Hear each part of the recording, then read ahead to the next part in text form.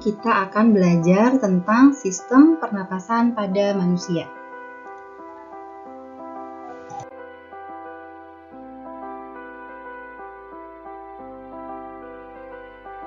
Proses pernafasan itu ada dua. Yang pertama ada inspirasi dan ekspirasi. Inspirasi yaitu proses menghirup udara. Jadi ketika udara masuk, maka otot-otot antar rusuk akan melakukan kontraksi. Sebaliknya, ekspirasi yaitu proses menghembuskan udara.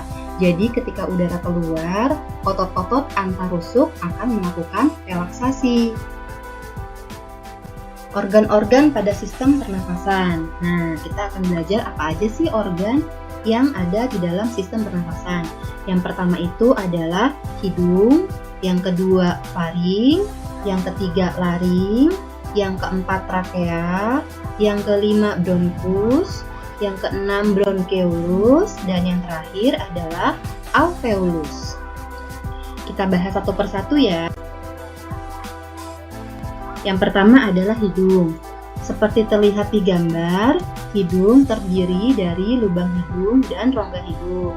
Dalam rongga hidung terdapat bulu hidung dan selaput lendir. 3 proses dalam rongga hidung. Yang pertama adalah penyaringan udara, itu dilakukan oleh bulu hidung. Untuk penghangatan udara dan pengaturan kelembaban udara itu terdapat di selaput lendir. Baik, kita lanjut. Dan yang kedua yaitu faring. Kalian juga bisa lihat di gambar persimpangan antara saluran makanan dan saluran udara. Itu adalah faring.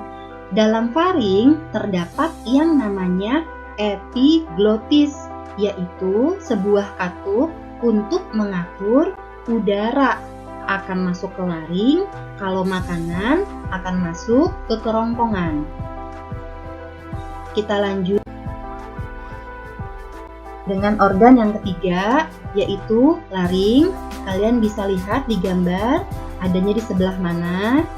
Laring yaitu penghubung antara faring dan trakea. Dalam laring terdapat yang namanya kotak suara atau pita suara.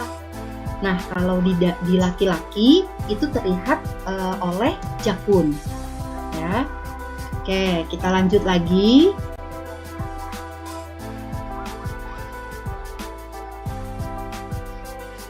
Berikutnya yaitu trakea. Trakea adalah saluran seperti pipa yang tersusun atas tulang rawan berbentuk cincin. Trakea berfungsi sebagai penyuplai udara ke paru-paru agar udara dapat masuk dan keluar serta menghangatkan udara yang masuk ke paru-paru.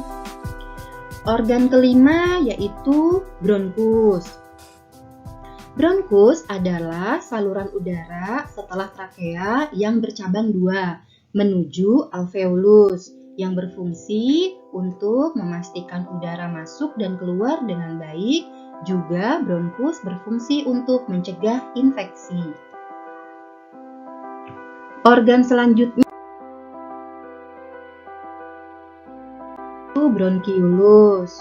Bronkiolus adalah cabang dari bronkus yang berfungsi untuk mengontrol jumlah udara yang didistribusikan oleh paru-paru. Organ terakhir yaitu alveolus. Alveolus adalah ujung dari bronkus yang berfungsi sebagai tempat pertukaran gas oksigen dan gas karbon dioksida.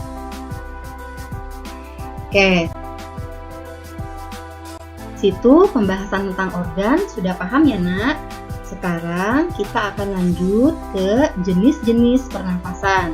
Seperti kalian lihat pada gambar, jenis pernafasan manusia itu ada 2 berdasarkan gerakan pada ototnya. Yang pertama adalah pernafasan dada, yang kedua adalah pernafasan perut. Pernapasan dada terjadi pada otot antar tulang rusuk. Sedangkan pernapasan perut terjadi pada otot diafragma. Untuk prosesnya, kalian bisa lihat sendiri pada gambar. Perbedaan pernapasan dada dan pernapasan perut. Fitrahnya manusia adalah bernafas dengan otot diafragma atau pernapasan perut. Kalian bisa lihat pada bayi. Bayi itu mereka bernafas dengan menggunakan otot diafragma. Pernapasan perut ini adalah teknik pernapasan dalam yang membuat kita menjadi merasa lebih lega dan lebih segar. Namun, seiring bertambahnya usia, faktor-faktor seperti beban hidup dan stres membuat manusia terbiasa melakukan pernapasan dada atau pernapasan dangkal. Demikian.